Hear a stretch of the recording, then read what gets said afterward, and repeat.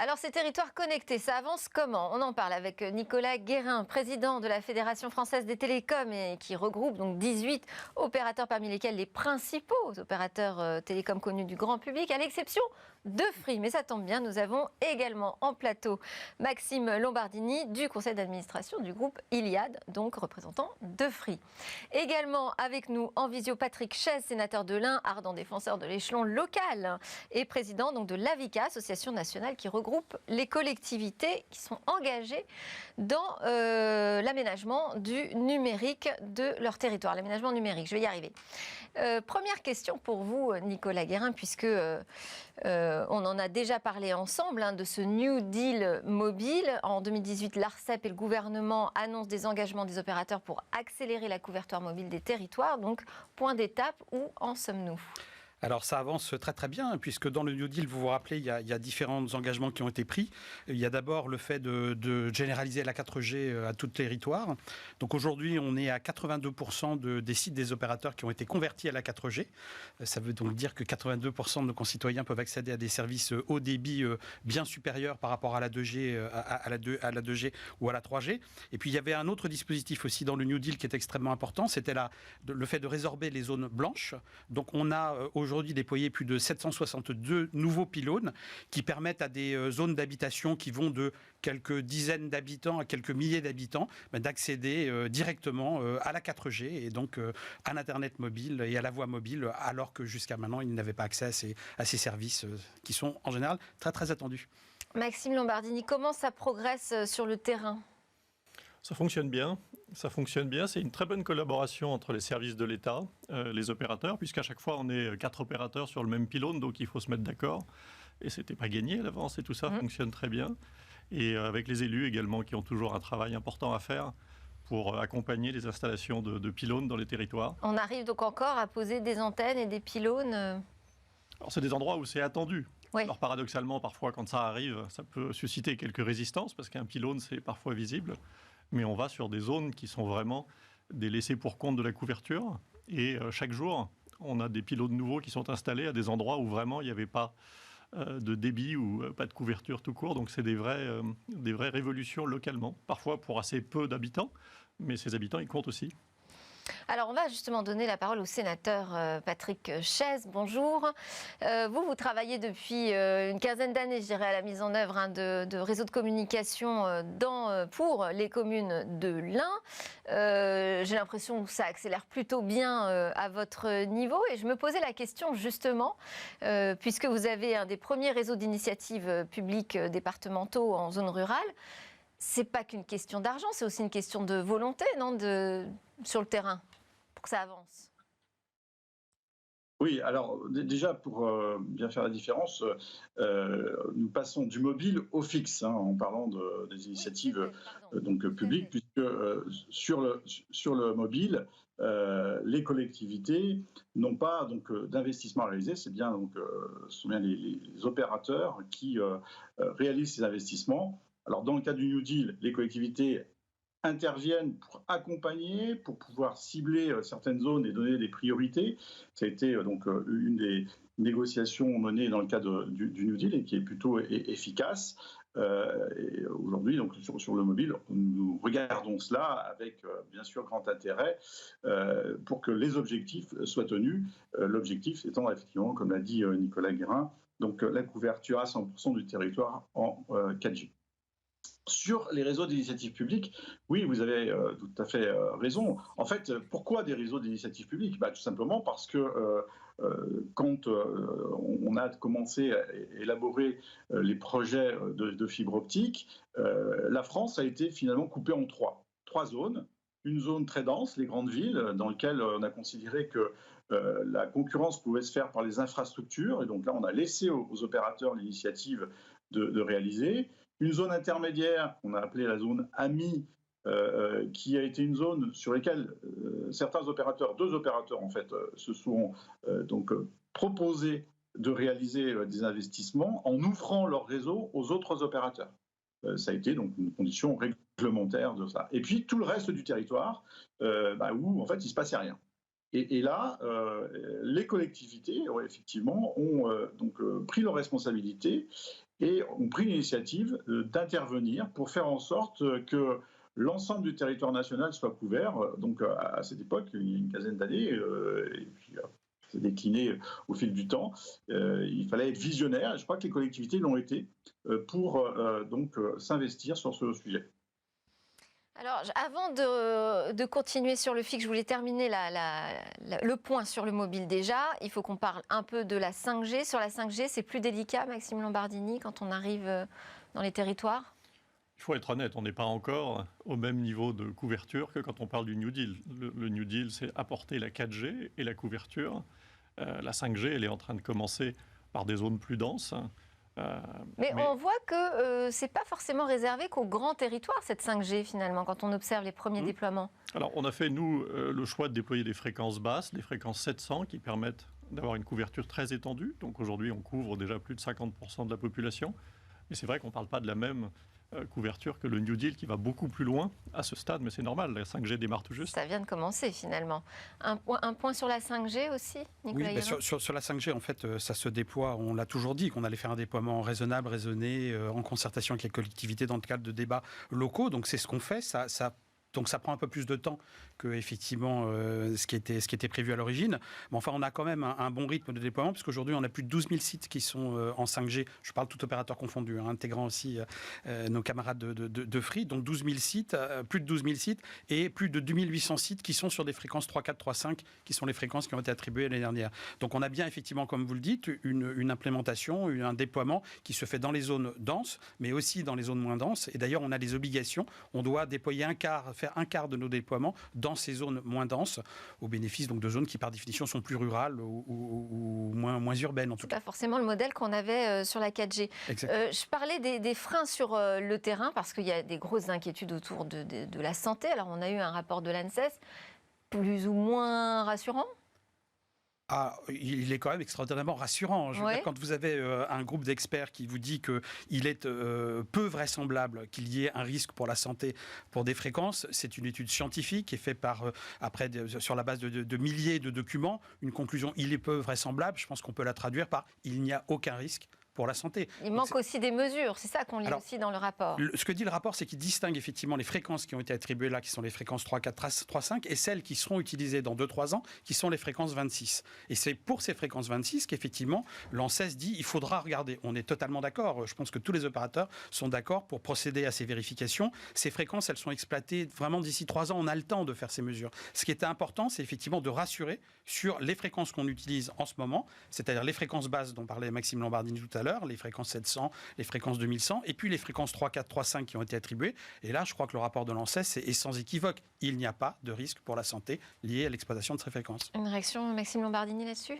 Travail avec l'ANSES ? Oui, tout à fait d'accord avec Nicolas Guérin. Et point important, je crois que le déploiement de la 5G, on essaye tous de le faire de manière apaisée, dans des relations constructives avec les villes, donc au travers parfois de chartes qui ajoutent quelques mesures qui peuvent être rassurantes quand c'est nécessaire, mais il n'y a aucun risque avéré à ce jour, et l'ANSES le souligne. Alors, Patrick Chaise, vous êtes également membre du comité de concertation France Très Haut Débit. Et hier, le 11 mai, donc, on a une publication de l'Observatoire du Très Haut Débit 2021 par la Fédération Infranum, mais aussi en partenariat avec l'AVICA. Qu'est-ce que vous retenez, vous, de cette enquête annuelle qui donne une bonne image, finalement, de ce qui se passe concrètement sur le terrain ? Alors, ce que j'en retiens, c'est que le projet de déploiement de la fibre optique est vraiment à son apogée et se développe de façon très importante. Malgré la crise, qui était donc quand même une interrogation, puisque rappelons-nous qu'il y a un an, pratiquement aucun chantier n'était en route. Donc malgré la crise, 2020 a vu une année record en déploiement de nombre de prises, et ce qui est donc tout à fait à souligner. Et on imagine et on anticipe sur 2021 pour dire que 2021 sera aussi une année historique en matière de développement. Donc le chantier du déploiement de la fibre optique est vraiment sur sa lancée, même sur son pic. Les objectifs qui étaient de 80% de fibre optique déployée en 2022 seront atteints. On estime même aujourd'hui qu'on sera à peu près à 87%. donc plutôt au-dessus des objectifs. Et l'objectif donc 2025, qui est 100% fibre optique, reste donc tout à fait atteignable en fonction des éléments qu'on a pu découvrir hier. Sur lequel je voulais vous faire réagir aussi, c'est que j'ai vu dans l'Observatoire que déjà en 2021, on aurait plus d'abonnés fibres qu'ADSL en France. Exactement. Donc, enfin, on est sur le point de rencontre entre les deux courbes. Ouais. Donc, ça, c'est plutôt là aussi quelque chose de très révélateur, hein, qui démontre que la fibre pèse autant que le réseau cuivre aujourd'hui dans nos territoires. Là, je suis convaincu que vous auriez posé la question il y a seulement 5 ans, personne ne vous aurait donc donné cette prévision. Donc ça veut dire qu'il y a une appétence pour la fibre, que l'ensemble de nos concitoyens sont vraiment intéressés à cette technologie. Et la crise sanitaire, pour le coup, a certainement joué aussi son rôle, puisque, rappelons-nous qu'au 15 mars, on a tous basculé sur le numérique avec des utilisations ou des utilisateurs qu'on n'avait même pas imaginés. Et je pense notamment à l'éducation, puisque on n'avait jamais anticipé qu'on ferait des cours par le biais du réseau numérique. Pas à cette échelle, en tout cas, ouais. Mais alors pourtant, on voit l'échéance du plan France très haut débit à chaque fois retardée. Qu'est-ce qui se passe, Nicolas Guérin? Alors non, il n'a pas vraiment été retardé. L'objectif a toujours là, on est passé de 2022 à 2025, voire 2030. 2025, c'était effectivement 100% fibre. Donc ça, c'était la promesse d'ailleurs d'un candidat à la présidence. Et ça, c'est toute la France. En fait, les chiffres que vous citez qui ont été légèrement retardés, c'est la partie AMI sur la zone 2 que citait M. Chaise tout à l'heure, qui est effectivement la zone moins dense, sur lequel, à cause du confinement, à cause du Covid, à cause des problèmes de productivité, il y a quelques mois de retard. Mais on va résorber ce retard. Aujourd'hui, on a 25 millions de foyers qui sont raccordables à la fibre et 10,3 millions de clients. 10,3 millions de clients. L'année dernière, on a rendu raccordable 6 millions de foyers, plus qu'en 2019, une année qui était 100%, sans aucun confinement, sans aucun problème de production. Donc on rattrape ce retard. Il était lié à quelques mois de problèmes que tout le monde peut comprendre. On va rattraper ce retard et puis on va accélérer. Et on va accélérer non seulement sur ce volet de rendre les foyers raccordables, mais aussi sur le nombre d'abonnés. C'est ça la très bonne nouvelle de cet observatoire, c'est que pour la première fois, on voit véritablement une augmentation très très significative du nombre d'abonnés. Encore faible, 10,3 millions de clients. L'opérateur que je représente aimerait bien avoir un taux de remplissage, Orange, beaucoup plus élevé, 10,3 millions sur 25. Donc on a encore effectivement des progrès à faire et pour convaincre nos concitoyens de passer à la fibre. Et tout ça, c'est lié aussi, il faut le dire, on avait de la chance en France d'avoir un ADSL de bonne qualité, ce qui n'est pas tout à fait le cas partout dans le monde. Qu'est-ce qu'il faut encore mettre en place pour qu'on accélère davantage sur la fibre optique, Maxime ?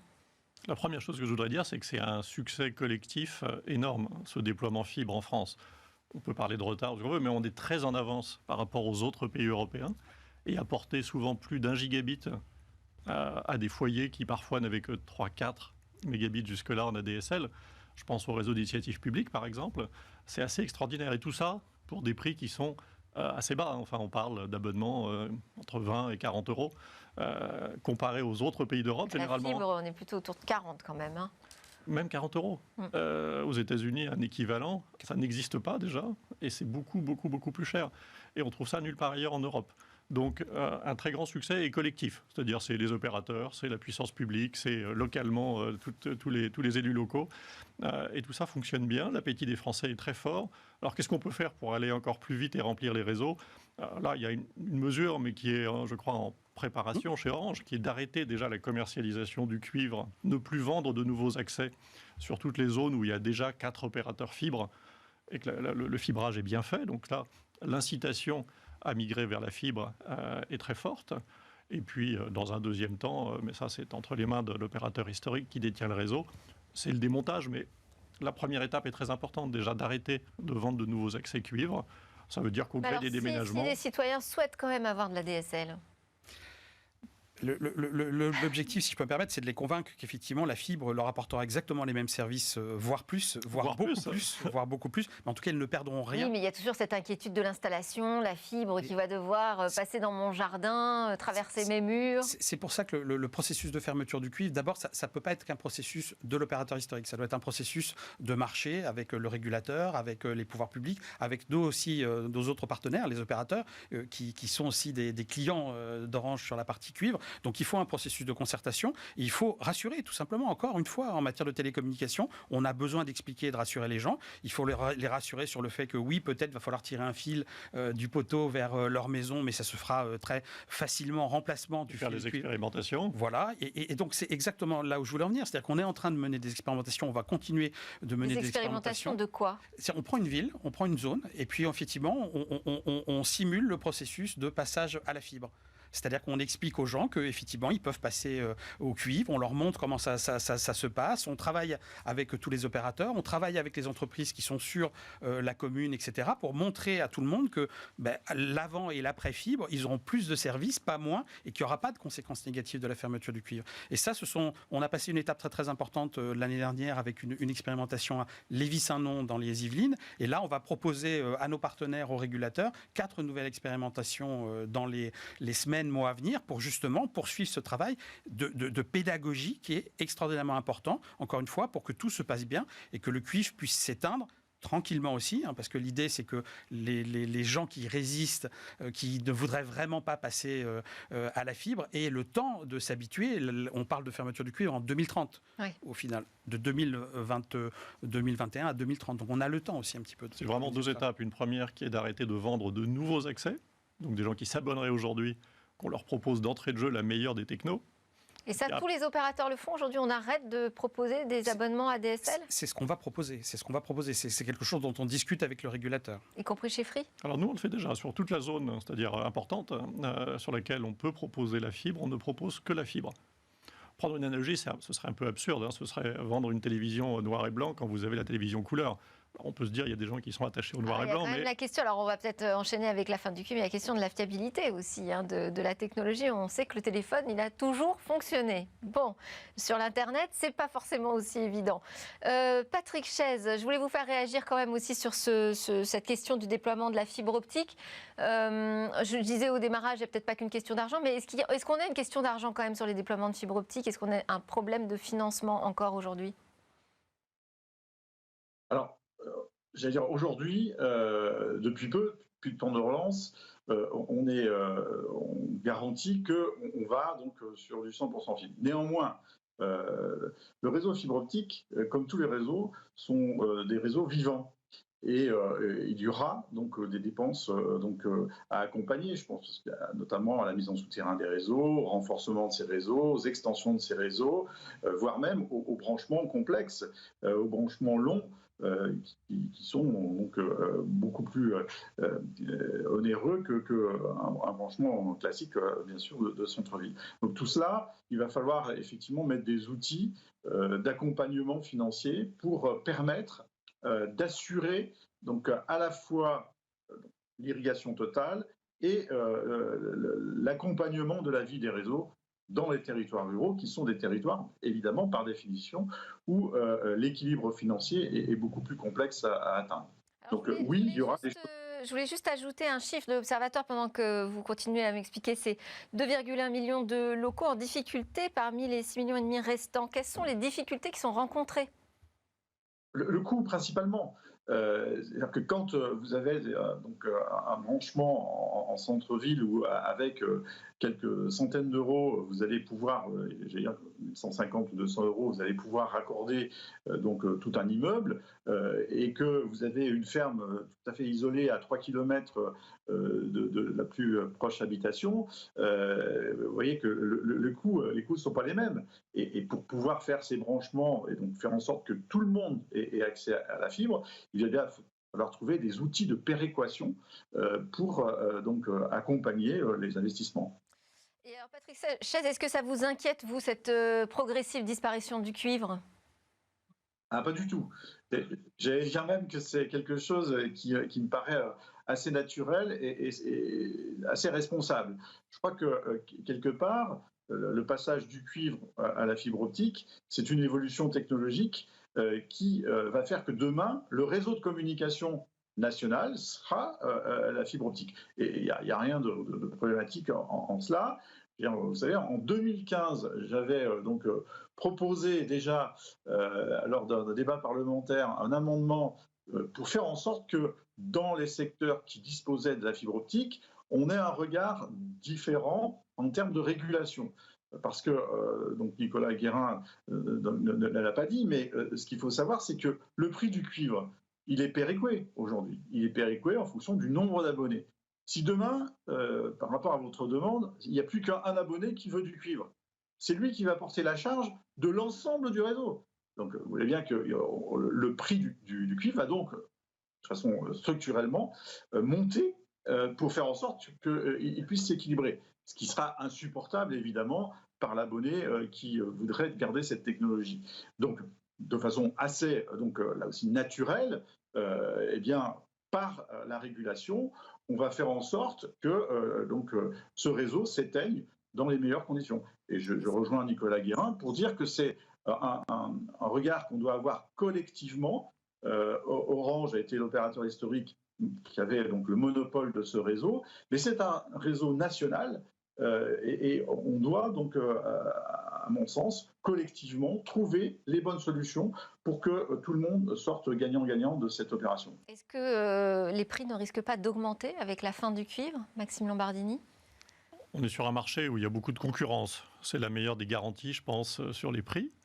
Et d'autre part, comme le disait le sénateur Chaise, on ne peut pas entretenir durablement deux réseaux nationaux, un réseau cuivre et un réseau fibre avec le même nombre d'abonnés au bout, puisqu'il n'y a pas plus de Français qui vont prendre des accès. Donc non, je ne crois pas qu'il y ait de crainte sur une augmentation des abonnements, enfin, pas de la part de Free en tout cas. Réaction aussi là-dessus sur les prix ? La concurrence est exacerbée aujourd'hui. Regardez le prix moyen. Maxime Lombardini parlait. Comme vous avez l'air de tout faire tout bien ensemble, on peut se poser la question. Non. Bon, la concurrence est très très forte en France. Regardez ce qui se passe dans les autres secteurs. 2012, base 100, les tarifs des télécoms baissent de 40 points aujourd'hui, alors que le tarif de l'électricité, des transports augmente de 10 à 50 points. Donc on est le seul secteur d'infrastructure dont les tarifs se sont autant baissé. Et puis on parlait de comparaison avec l'international. Aujourd'hui, le prix moyen payé par un Français pour une offre multiplex, c'est 25 €.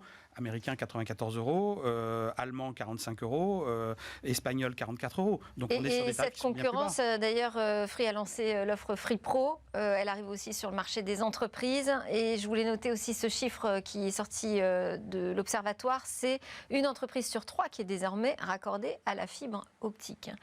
Merci à tous les trois. On ne peut malheureusement pas aller plus loin dans notre discussion. Merci à Patrick Chaise, sénateur de l'Ain, président de l'AVICA, à Maxime Lombardini, vice-président d'Iliad Free, et à Nicolas Guérin, président de la Fédération française des télécoms. Merci. Alors, juste après la pause, on enchaîne avec notre rendez-vous Game Business pour parler d'Apple et Epic.